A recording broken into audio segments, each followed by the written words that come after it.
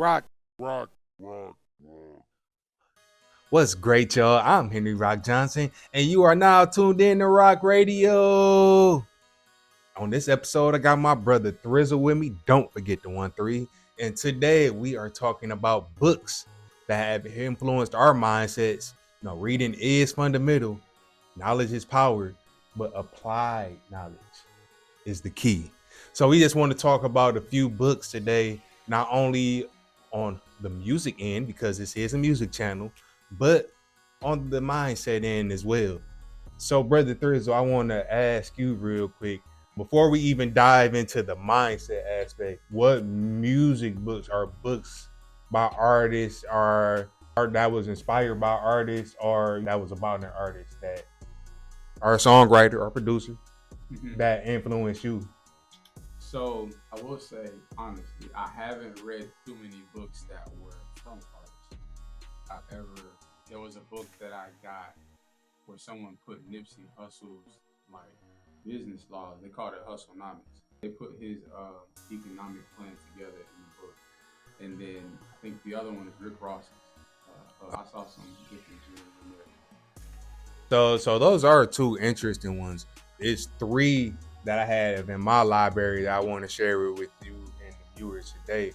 Anybody that wants to get into the music business, whatever, producer, writer, entertainment attorney, whatever. This book right here, Don Pasman's All You Need to Know About the Music Business. He updates it regularly. I think this is the most recent version. This is the 10th edition, but he talks about everything from royalties to what team you're supposed to have around you and everything that's related to the business that'll get you right. Now, it might scare away artists because as an artist myself, I do understand that the business kind of messes with the creative, because it's a lot of technicalities. So if you can get through that, and if you understand that if you read this, you will at least have the basic knowledge of how the business aspects work in the music industry. All you need to know about the music business, definitely. On the autobiographical side, Timbaland's book, The Emperor of Sound, I learned a lot more about him. Timbaland is my favorite producer, so it was only fitting that I picked this one up. This came out around the time that Empire, you see the sticker here, and the executive music producer of the hit show Empire. So this is a recent book, 2017. But I found out tidbits that I didn't know about him, how him and Missy came up and how they was under Devontae from Jodeci for a long time. Wow. So again, it's good as an artist, producer, songwriter to read about the people that you look up to in the industry to kind of see what path they took, what they had to go through, and what gems they had. Speaking of gems or keys, another book in my library that I read, DJ Khaled's The Keys. This one was very inspirational and motivational because that's how he really be coming with his delivery of his information anyway. He looks to be uplifting and stuff like that. So this book is another book that I got into on the music side.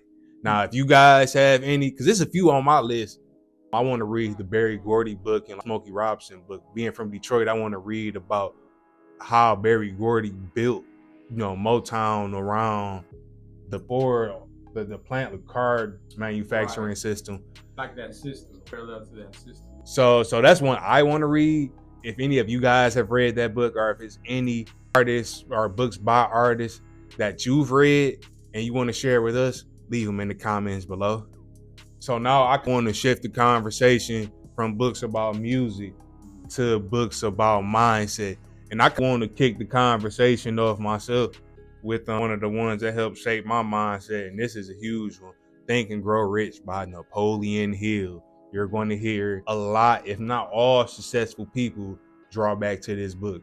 If you listen to motivational speakers, if you listen to your Jen Rohns and your Bob Proctors, all of that came from Napoleon Hill and what he wrote in this book. You got a chance to read this book? What were your thoughts? I sincerely agree. Think and Grow Rich is a great book for personal development. It allows you to basically exposes you to your way of thinking and how that ultimately affects your decision making. It allows you to learn about goal setting and how to break that goal that you have down into all of the details, all of the steps. Teaches you about visualization. So it's a great book. If you're in a place where even if you're trying to find yourself, there's a lot of questions in that book that provide clarity. Specifically, we have to do it again, but we've done it before. There's an analysis question there. Self-analysis. You have to be brutally honest with yourself too. Yes. And it's crazy because it's just real questions, but they provide so much clarity once you go into it. But Napoleon Hill, Think and Grow Rich is one. Another one for me, Secret, that talks about the law of attraction. It talks about other things, but the main thing that it talked about was the law of attraction and seeing yourself, and you attract the person that you want to be, the places that you want to be, all the things that you see in your mind. You have the ability to attract those things to you and become it by keeping it present, holding it in you. So the deeper you get into books like this, the more that you see they have a reoccurring theme, because the visualization aspect in Think and Grow Rich was, okay, you have to hold on to this image no matter what's going on in the exterior. You have to hold this image within you of what you are, the goal that you want to accomplish. Another book along those lines that helped keep the balance on my end by the same author, Napoleon Hill, was Outwitting the Devil. That was a deep one, and it goes in depth about how things that are made to distract us and how to veer around those. Right. I had an opportunity to dive into Outwitting the Devil, very deep. It provides you, once again, excellent perspective on how we think. I think one of the things, when Henry and I were both reading the book, we talked about the hypnotic rhythm. And because we're big on rhythm, there was a run, I think we were making about 3 beats a day for, what would you say, at least about 6 months? The beginning of the pandemic, it was either the beginning or the heat of the pandemic. That's when we was really cooking up. And so we got that rhythm, but as we were reading about hypnotic rhythm, we realized that you can also be in a rhythm in a bad way. And that can just be a repetitive thought that doesn't serve you. What happens is, just like with rhythm, it compounds, and you end up making whatever situation you're in a little worse if you're going in the wrong direction. And sometimes it takes just being outside of an environment to break that rhythm. So if you have a routine and you're doing things every day, you feel like something's just not right, everything's the same and it's redundant, stop it. Wake up at a different time. Do something different. Brush your teeth with your other hand. Break the regular patterns of your thinking. And that's how you break hypnotic rhythm. But definitely go read Outwitting. Life changing. Definitely read Outwitting the Devil. And while we're on that wavelength, I'm definitely going to have to shout out the Bible. We can't even go too much farther without the Bible. You know what I'm saying? Basically off the life lessons, off of everything around values, how we supposed to be moving out here, how we supposed to think out here.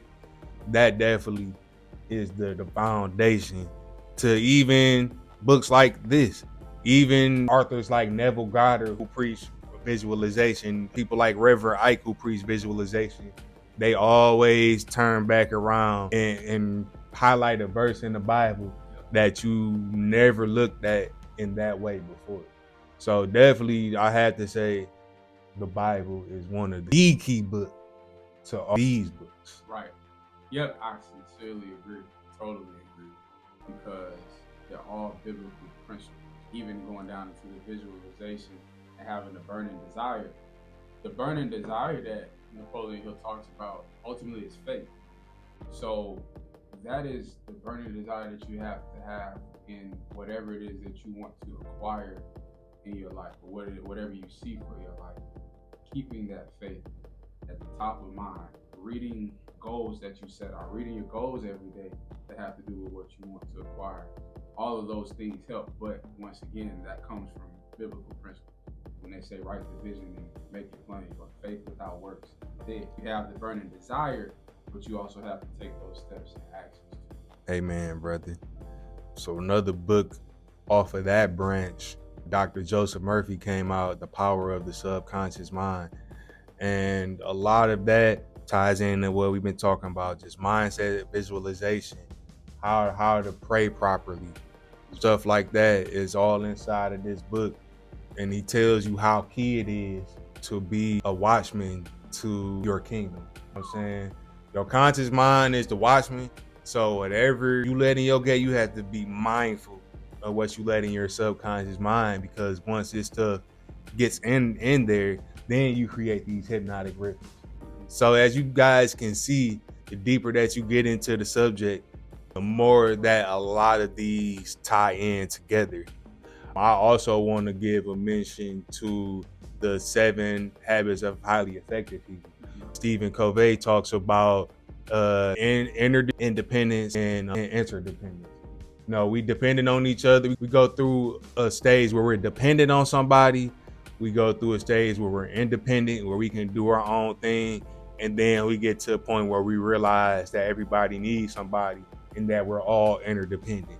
And that you will become a highly effective person if you can understand all 3 steps of dependence. Absolutely. Another one, The Alchemist. The Alchemist, yes. I think The Alchemist is one of the greatest stories about following your intuition and really following that dream and vision that you have, regardless of what others are saying.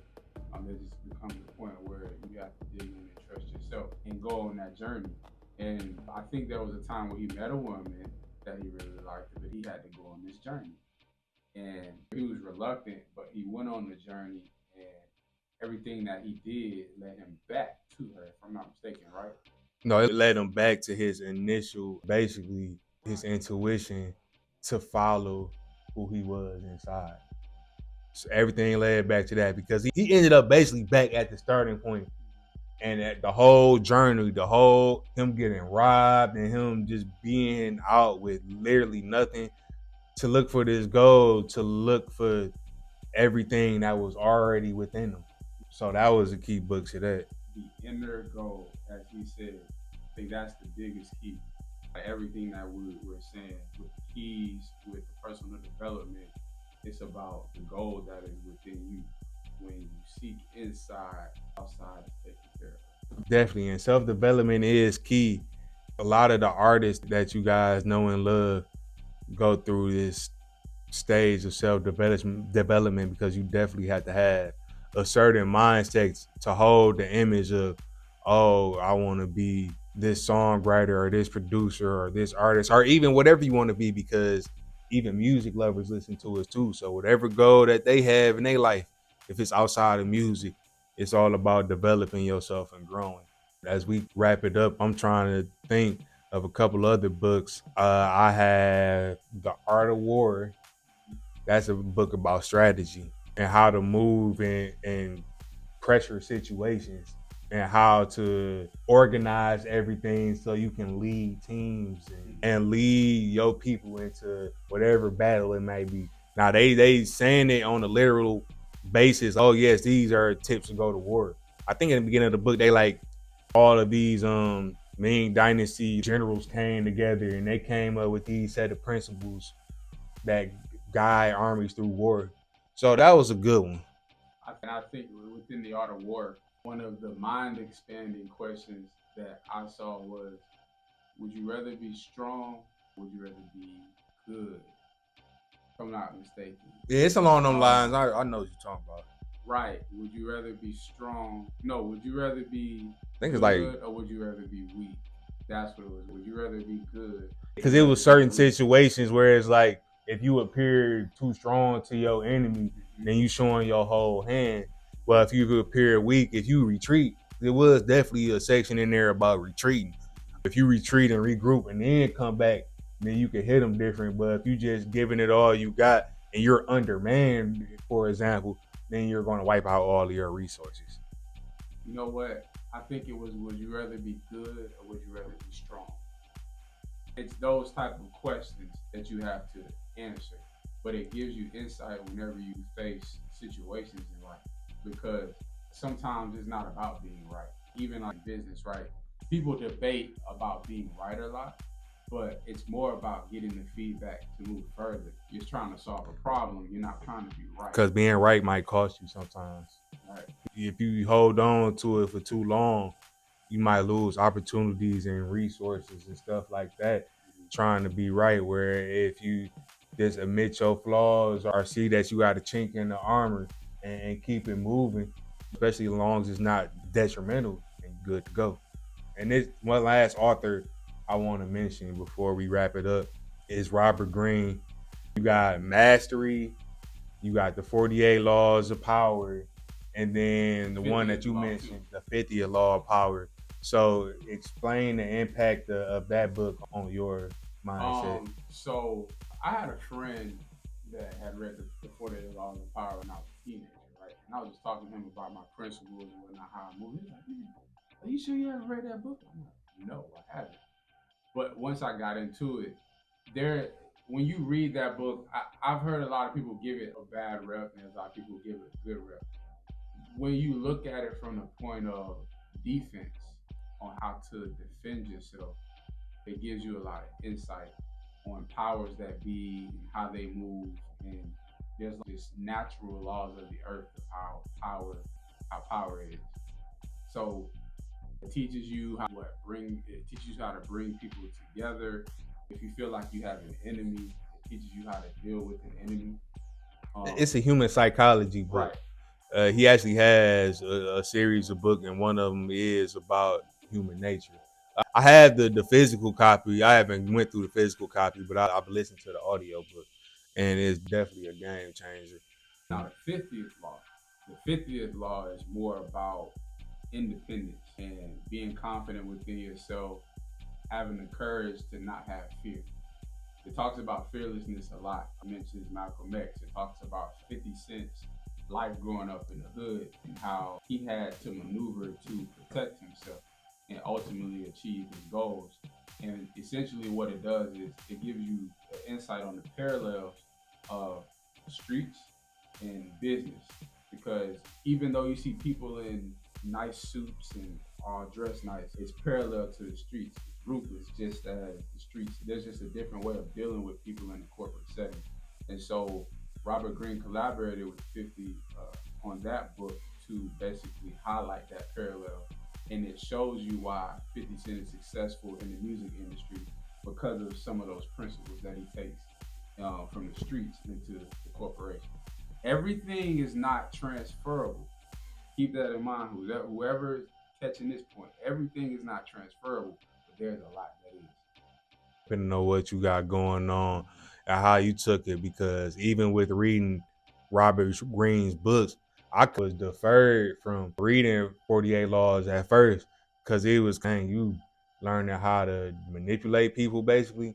But if you look at it from a defensive standpoint, when I started looking at it from there, it was more so like it's a defense on how the world runs. Because if somebody sat there and wrote a book about it, there's clearly a system of things where that applies to. So definitely with Robert Greene's book, it's a lot of meat in it, but what he talks about in Mastery and 48 Laws and Laws of Human Nature and stuff like that, he gets into the root of human nature and psychology when he writes. So it's a lot of story, it's a lot of example and then theory. So he'll have a theory and have an example of that theory and go back and forth. It might get a little bit complex, but if you take your time, you'll get where he goes. And he gives you reversal perspectives too. So that's the beauty of it, because you understand the offense, you understand the defense, and then there's a perspective of what happens when you go either with offense or defense. And then before we go, Rich Dad Poor Dad by Robert Kiyosaki is another one that puts you in the mindset of how to invest your money, how to acquire assets. And that's very important, not only to us as artists, but to us as workers and family men and all the demographics that our viewers represent. So if you have any book that was key to your development, please leave it in the comments below. We can keep this going forever and ever. we can keep this. We might do a part 2 to this because there's definitely some more books that I've read. I know that you read that we left off. So we're going to give you guys a chance to comment below on the books that help shape your mindset. And then we're going to go from there. So that's it for this episode of Roc Radio. Stay locked in to the next episode.